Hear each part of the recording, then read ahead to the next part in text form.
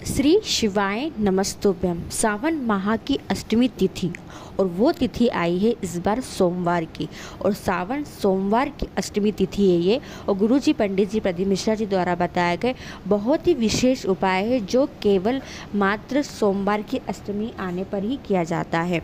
देखिए, मंगल विवाह में देरी हो रही है, विवाह हो चुका है पर निभ नहीं रहा है, तलाक तक बात पहुंच गई है, डिवोर्स तक बात पहुंच गई है। विवाह हम चाह रहे कि हमारा बना रहे, ये डिवोर्स टल जाए, ये डिवोर्स ना हो, उसके लिए उपाय है। रोग मुक्ति का उपाय है, मनोकामना पूर्ति उपाय है, यानी बहुत सारे उपाय गुरुजी द्वारा बताए गए हैं। तो ये पार्ट 3 वीडियो है। इसके पहले 2 वीडियो मैंने अपलोड कर चुकी हूँ, ये पार्ट 3 वीडियो है। इसमें हम नए विशेष उपायों की बात करेंगे। तो चलिए वीडियो शुरुआत करते हैं। स्वागत है मोदी टी ऑफिशियल चैनल पर। अगर आप लोगों ने अभी तक चैनल को सब्सक्राइब नहीं कर रखा है तो प्लीज़ चैनल को सब्सक्राइब कीजिएगा और कमेंट में श्री शिवाय नमस्तुभ्यम हर हर महादेव अवश्य लिखिएगा। देखिए, सावन माह की जो सोमवार की अष्टमी है ये बहुत ही खास दिन है, क्योंकि सोमवार की अष्टमी के दिन महादेव और माँ पार्वती का मिलन हुआ था। जी हाँ, तो अगर बहुत ज़्यादा परेशान हो चुके हो, अपने जीवन से बहुत हताश हो चुके हो, थक गए हो, हार गए हो, तो ये बहुत सुनहरा दिन आता है जिस दिन हम महादेव को मनाते हैं। तो चलिए वीडियो शुरुआत करते हैं।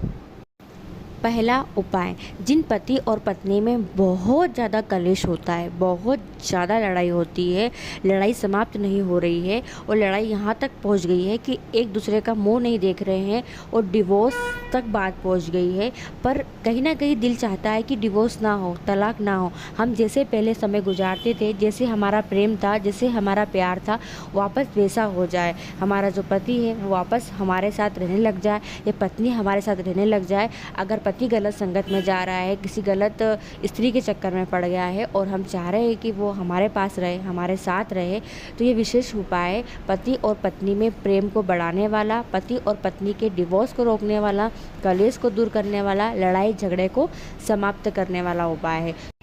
इस उपाय में आपको लेना है 1 बेलपत्री।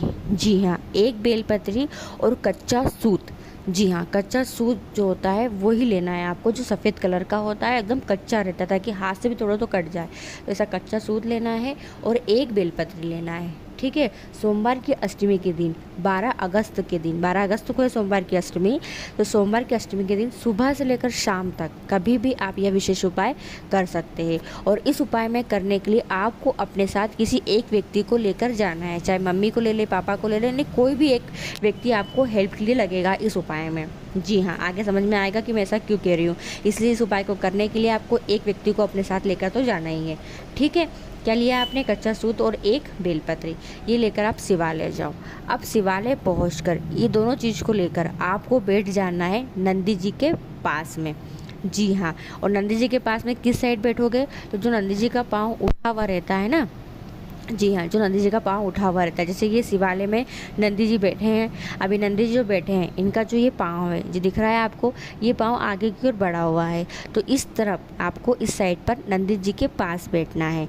देखिए, कहीं कहीं शिवालय में नंदी जी शिवालय के अंदर बैठे रहते हैं और कहीं कहीं जगह पर नंदी जी शिवालय के बाहर बैठते हैं। तो ऐसा कुछ नहीं है, जहाँ नंदी जी बैठे हो बस उनके पास जाकर आप बैठ जाइएगा। ठीक है, बैठ गए आप। अब क्या करना है आपको? देखिए, जो बेलपत्री लेकर गए हैं उस बेलपत्री को आपको अपने हाथ में रखकर, जी हाँ, अपने हाथ में रखकर, हाथ जोड़कर, जी हाँ, जैसे आप वीडियो में देख रहे हैं, उस बेलपत्री को अपने हाथ में लेकर हाथ जोड़कर आपको बैठना है। ठीक है, यानी बेलपत्री अपने बीच में रख ली है, दोनों हाथ के बीच में रख ली है अपने बेलपत्री, हथेली के बीच में रख ली है बेलपत्री, दोनों हथेली के बीच में बेलपत्री रख लो और हाथ जोड़कर बैठ जाओ। बैठ गए आप। अब आप जो कच्चा सूत लेकर गए हैं, तो साथ में मैंने कहा था कि एक व्यक्ति को आपको लेकर जाना है, तो जिस व्यक्ति को लेकर गए हो उस व्यक्ति से आप कहिएगा कि मेरे इस दोनों हाथों पर, यानी जो मैंने हाथ जोड़कर बैठी हुई हूँ, इन दोनों हाथों पर आपको कच्चे सूत को लपेटना है। जी हाँ, तो कैसे लपेटना है आप वीडियो में देखकर समझ सकते हैं। ये आपको हाथ में कच्चे सूत को लपेटते जाना है और कितने टाइम लपेटना है? तो कम से कम 7 बार। कितने बार? 7 बार कच्चे सूत को अपने हाथों पर लपेट लेना है। ठीक है, जब व्यक्ति आपके हाथ में कच्चा सूत लपटे तो ऐसा नहीं कि आप इधर उधर ध्यान भटक रहा है आपका, आपको श्री शिवाय नमस्तुभ्यम मंत्र का जाप करते जाना है और बैठ जाना है और महादेव को देखते जाना है। ठीक है, जब 7 बार आपने कच्चा सूत लपेट लिया है। अब आप क्या करो, कच्चा सूत लपेटने के बाद जो व्यक्ति ने आपको लपेटा है उससे कहो कि कच्चा सूत निकाल कर आपको दे दे, यानी हाथ से आपके निकाल ले। आपके हाथ से लपेट लिया, निकाल लिया आपने। अब आपको एक हाथ में कच्चा सूत रखना है और एक हाथ में बेलपत्री रखना है, ठीक है। इस प्रकार का आपको कच्चा सूत बन जाएगा आपका 7 तार वाला, और एक बेलपत्री बन गई है। महादेव और माँ पार्वती के दर्शन करो पहले, फिर खड़े हो। खड़े होकर आपने देखा होगा शिवालय में माँ पार्वती जी हमेशा हाथ जोड़कर विराजमान रहती है। जी हाँ, हाथ जोड़कर माँ पार्वती बैठी रहती है। तो आपको उस कच्चे सूत को माँ पार्वती के हाथों पर, हस्तकमल पर रख देना है, समर्पित कर देना है। समर्पित कर दिया आपने, ठीक है। अब जो बेलपत्री है, उस बेलपत्री को माँ पार्वती का जो हस्तकमल है, जहाँ शिवलिंग रखा रहता है, जहाँ कटी भाग कहते हैं, उस कटी भाग पर उस बेलपत्री को भी आपको समर्पित कर देना है। अब आपको माँ पार्वती से और महादेव से प्रार्थना करना है। इस प्रकार प्रार्थना करना है कि हे माँ पार्वती, हे महादेव, अब मैंने अपने रिश्ते की डोर आपके हाथों में सौंप दी है। जी हाँ, अपने रिश्ते की डोर आपके हाथों में सौंप दी है। मेरा जैसा पहले जीवन चल रहा था पति और पत्नी में, हम दोनों का जो जीवन काल चल रहा था, वैसा जीवन काल वापस से शुरुआत कर दो। हमारा जो डिवोर्स होने वाला है उसे रोक दो। मेरे संबंध को प्यारा बना दो, सुनहरा बना दो, ताकि हम दोनों पति और पत्नी साथ में एक साथ रह सकें। अपने दिल से प्रार्थना करना है और हाथ जोड़कर फिर अपने घर की ओर आ जाना है। यह विशेष उपाय सोमवार की अष्टमी पर किया जाता है।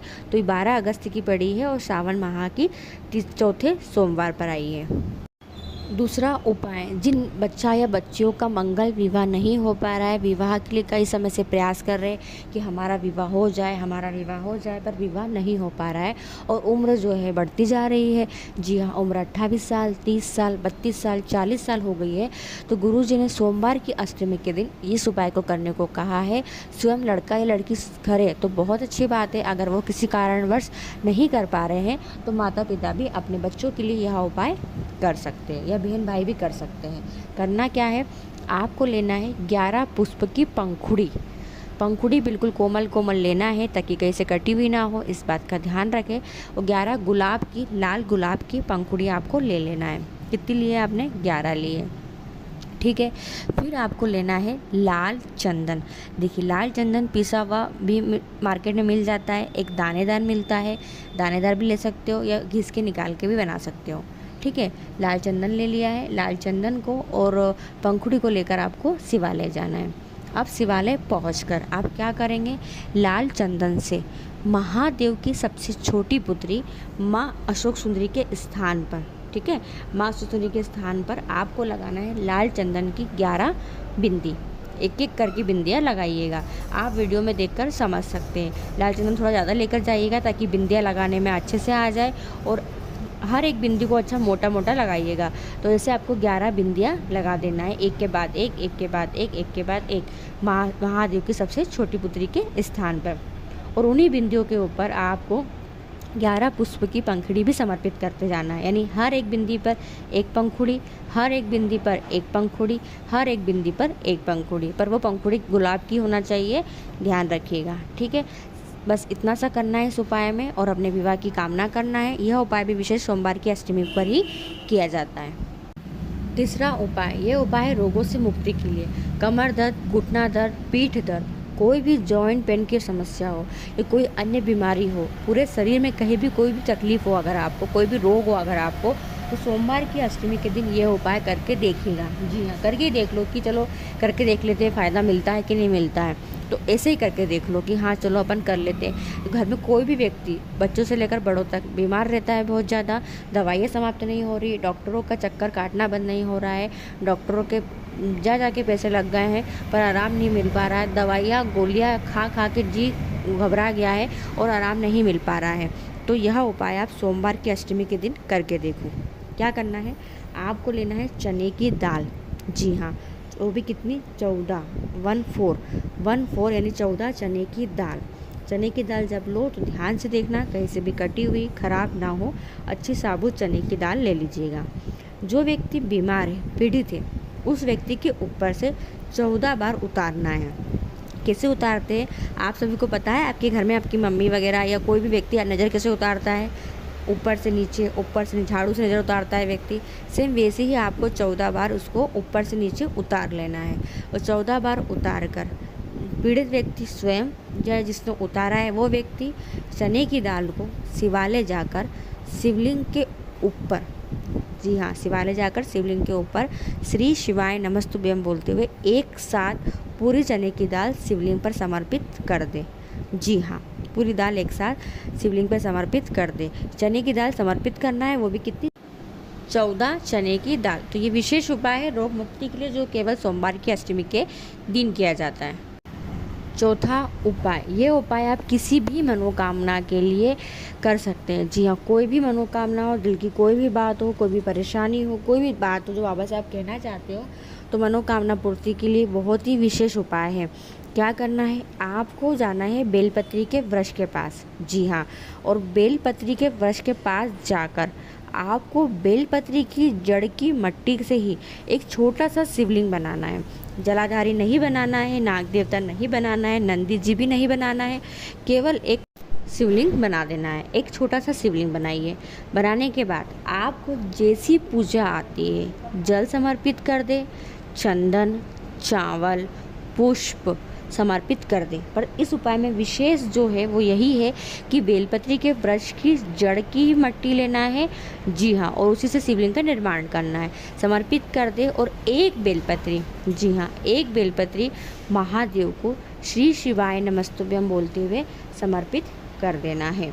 गुरुजी ने कहा था कि जब हम बेलपत्री के वृक्ष के नीचे शिवलिंग का निर्माण करते हैं और पूजन करते हैं, तो हमें बेलपत्री के वृक्ष में जितनी भी पत्तियां लगी हुई हो, जी हाँ, 1000 करोड़ जितनी भी पत्तियां लगी हुई हो, उतनी पत्तियों की गिनती के तुल्य शिवलिंग बनाकर पूजन करने का फल मिलता है। यानी कि अगर जितनी मान लो 1000 पत्तियां लगी है तो इसका फल मिलेगा कि हमने 1000 शिवलिंग बनाई है और 1000 शिवलिंग बनाकर बाबा की पूजा की है। और फिर उसका फल हमें ये मिलता है कि हम जिस भी कामना से शिवलिंग बनाकर पूजन करते हैं वो मनोकामना तुरंत पूरी हो जाती है। हाँ जी, ये बहुत सुनहरा दिन है कि सोमवार, सावन और अष्टमी तीनों एक ही दिन, तो महादेव की कृपा तो होगी ही होगी। जी हाँ, तो बेलपत्री के वृक्ष के नीचे बेलपत्री की जड़ की मट्टी से ही यह उपाय किया जाता है। तो कुछ विशेष उपाय हैं जो सावन सोमवार की अष्टमी पर आप कर सकते हो और अपनी मनोकामना को पूरा जल्दी कर सकते हो, बाबा को प्रसन्न कर सकते हो। तो इस प्रकार अगर आपको वीडियो अच्छी लगी हो तो और लोगों तक शेयर कीजिएगा। श्री शिवाय नमस्तुभ्यम। हर हर महादेव।